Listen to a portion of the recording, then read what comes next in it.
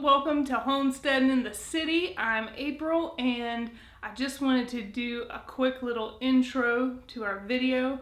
This is part 2 of our visit with SeMoJo Homestead, and we do just want to thank Jeremy and Cayce again for letting two strangers from the internet come visit their property and talk to them about homesteading. So that video is coming up. I realized we didn't really do a good outro to it, so it's just gonna fade out whenever we're done as well. Zach and I actually do work in media and we do video stuff for a living, but because this is a side project, sometimes we don't think through everything when it comes to our shoots. We just kind of come at it for the vlog.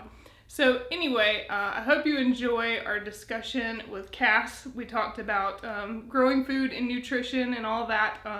So that was a good time. And if you missed Zach's video with Jeremy, I'll put it up there, whichever side it comes on. I can't ever remember, so I'm just going to point up. But we have a link to that. But also check out SeMoJo's YouTube channel as well and see all the cool things that they have going on their property. All right, well, Cayce, thanks for having us here. Of course. And I'm really interested in what you're doing because you are dealing with the food and nutrition part. So tell me some about what you're growing and why you're growing it and all that. Okay, so I love having a garden because we have access to seeds that can produce food that are higher in antioxidants and all of those good things for your body and to help fight cancer and all of those, heart disease, all of that. So right now we have purple, what is the name of those carrots? Sorry, I was just... They're the black. Getting silent film. I wanted Black nebula. Okay, okay. So right now we have some black nebula growing because those are higher in the antioxidants and they fight free radicals and all those things. So we like to have things in our garden that will help us live healthy lives and help my children to be more healthy. So we have that going. We have purple potatoes going back there. Okay. We have those in containers because they're easier. Fans of containers. Yes. Well, potatoes are easier in the containers because you can just dump them out yeah. and you don't risk damaging the potato when you're digging it up. So I like that. But we started a garden for the purpose of our health and being able to give our children healthy food. And so this bed I'm actually going to be planting all carrots in so I can ferment the carrots. All right. And do, because that's of course great for your gut. And then we have tomatoes going because I like to do all of our sauces and all of we want to do salsa this year. There's so much added sugar in the stuff that you buy in the store. So I want to be able to make our own so I can control the salt and the sugar and all of that stuff. If you grow a really good tomato, it's going to be sweet. Yes, and it's ripened by the sun, so it has all of those things in it that you want for your body to be healthy. A tomato that is grown in the sunlight is just healthier for you anyway. So that's why we like to have a lot of tomatoes. So we can get through the year making all of our pasta sauce and tomato soup. My children love tomato soup. And we like cheese with yes, and have the slicer tomatoes so they can come and have a tomato sandwich. They just love having access to that. The other thing that we really like is peppers. We like to have our peppers. Yes, we like to have our peppers because we like to make all of our seasonings. Because a lot of your seasonings come with added like MSG or fillers that you don't want in your body. Yeah. So we have we freeze dry peppers, we dehydrate peppers, and we freeze peppers, and then I can use them in my cooking all year long. And so that's another thing that's really important for me to be able to have access to for my children, for my family. We have an herb garden. Again, we like to grow all of our herbs. There's something amazing about growing something and then using it to make your food better. It's just, I love it. So, and then the other thing we have going on See some strawberries. Yes, we have lots of strawberries. The kids know those are free reign. We do. I am going to try to make some strawberry jam, but we make a lot of jam from our blackberries. We have wild blackberries, and we do get a lot of those. So the strawberries are more like their summertime candy. You know, we do freeze dry it, and they love eating those as well. I got 3 strawberries to grow this year. Well, the birds got a few of them. Yeah.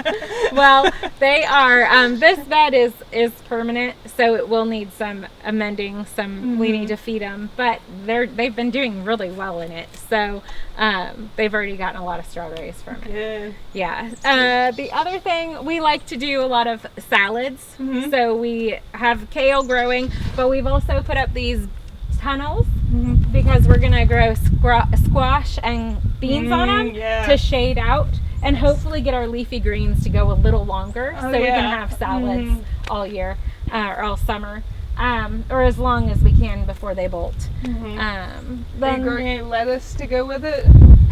Yes, all of our lettuce is over in that bed, and that bed we've got lots of lettuce going, and then we also have radishes.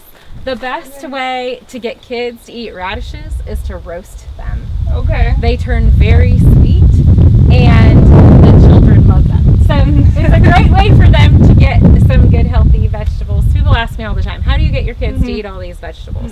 Well, make them good. Make them taste good. Make them taste good. Well, and roasting them does that. So. And that's what I say about going back to tomatoes. People who say they don't like tomatoes, they're eating those stale, watery ones from the store. Yeah. Like, have a real one. Yeah, that's the crunch is not normal. Yeah, like your tomato should not crunch. You want a nice, juicy, warm, soft tomato. That's like the best. Yeah. And the cherry tomatoes, we do grow cherry tomatoes because that's another thing they can. The kids can just come in and eat it. Yeah, it's a snack, good snack for them. What else do we have going on right now? We are kind of in between. We have some onions going. My goal this year is to be able to grow enough onions so I won't have to buy those at the store because that is something we use a lot in our cooking. So, and then we are extending our tea garden because one thing we found during COVID, we actually did end up with COVID, and we got, I was using the tea in our garden, and it really helped us kind of get through it. So we like having access to these different plants that we can use as tea. You have some chamomile. Yep, echinacea, lemongrass, lemon balm. The classics. Yes, So that was really good having that, and I realized I want to have that more.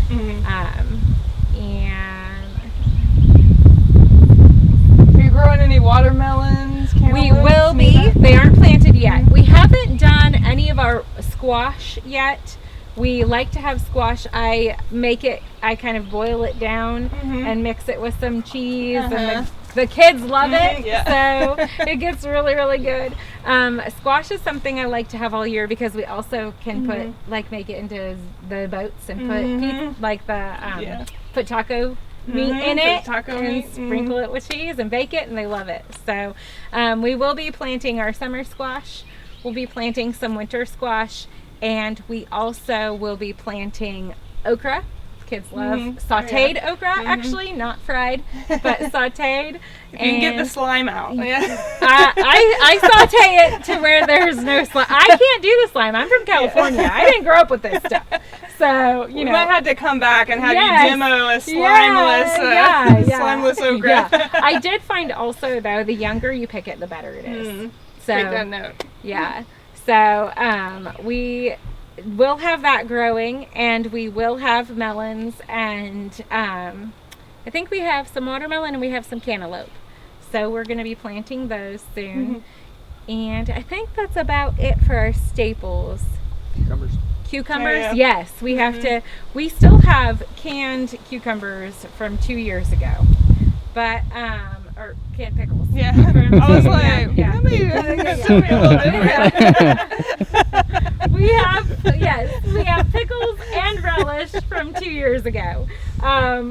So we don't need as much pickle or relish, but my kids like them in the vinegar, sliced in the vinegar, and they just eat the cucumbers. Yeah. So we definitely will plant those again. Yeah. Will you take me around and Oh, show yeah, sure. show a few of the?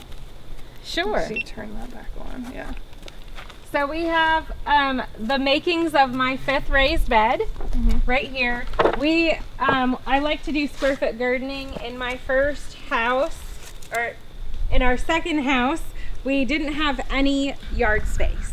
We lived in a patio home, but we really wanted to be able to do organic gardening and raise great food for our children. So what we did was we had 3 square foot gardens, and I planted a bunch of food and was able to get a bunch of produce just from 3 raised beds. And so that's what we're implementing here.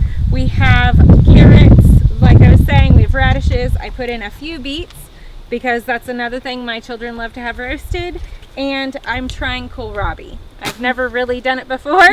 Random branches flying in the sky. I've never really done kohlrabi before, but I'm really excited to try it. So I feel like if you saute anything with garlic and onion, it's a go. So we'll see. So we have tomatoes over here. We have paste tomatoes, and we do have a few peppers, but mostly this is just paste tomatoes. And for my sauces, and also to cook down for tomato paste. I really would like to be able to make all of my tomato paste to thicken anything I want to thicken as far as like sauces and stuff. So I do make my own pizza sauce, so the tomato paste is great for that as well. Here we have more of our paste tomatoes.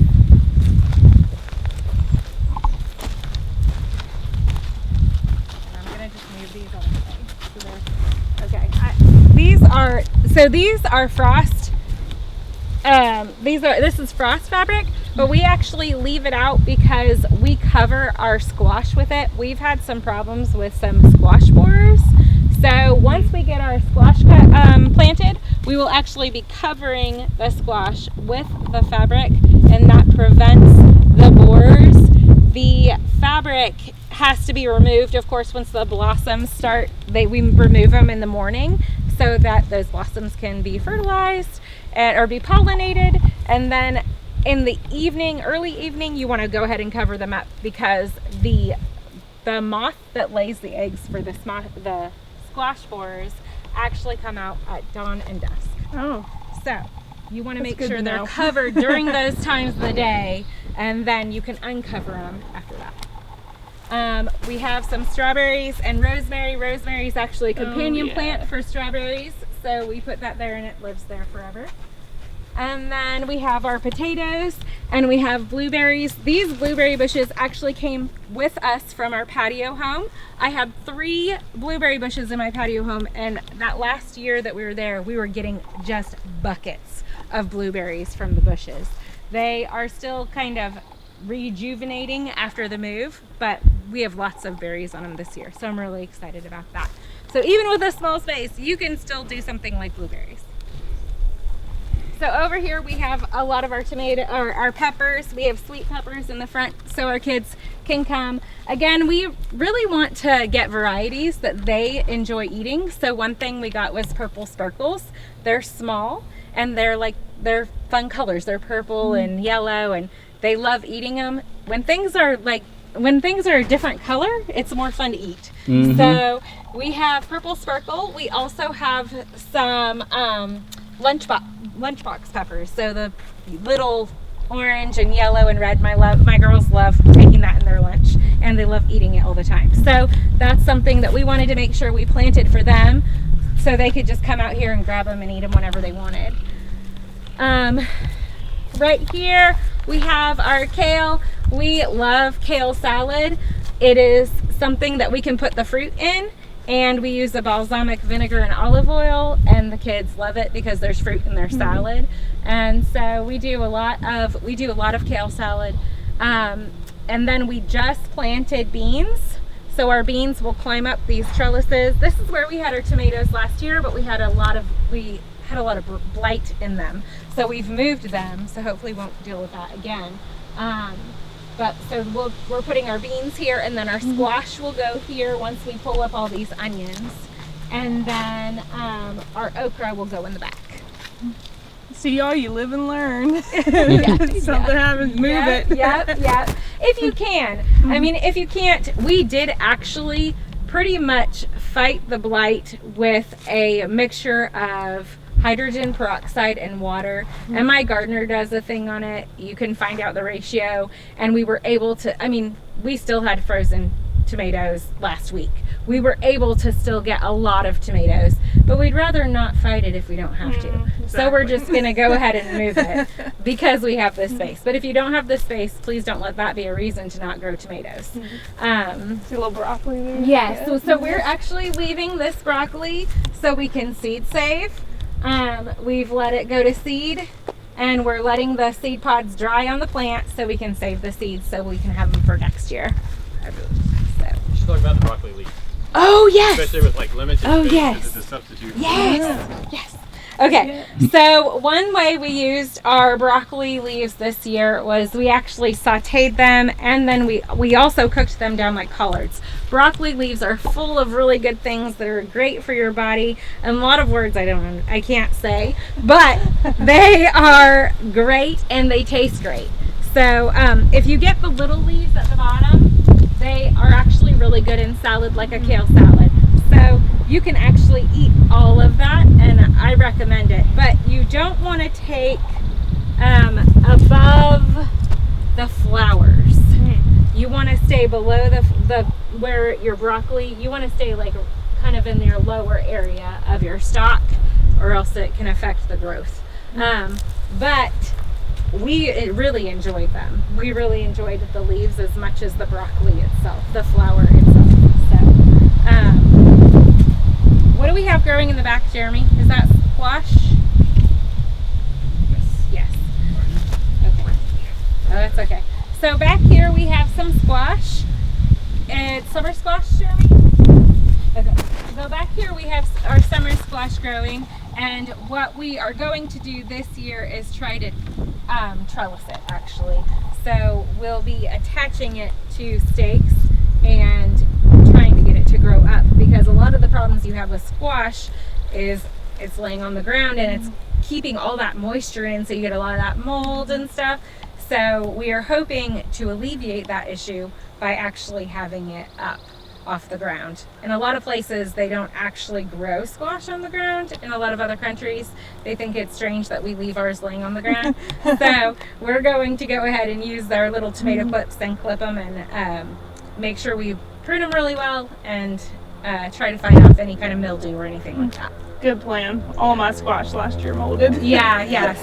We're gonna trellis it and see how it works, so we'll let you know. Yeah.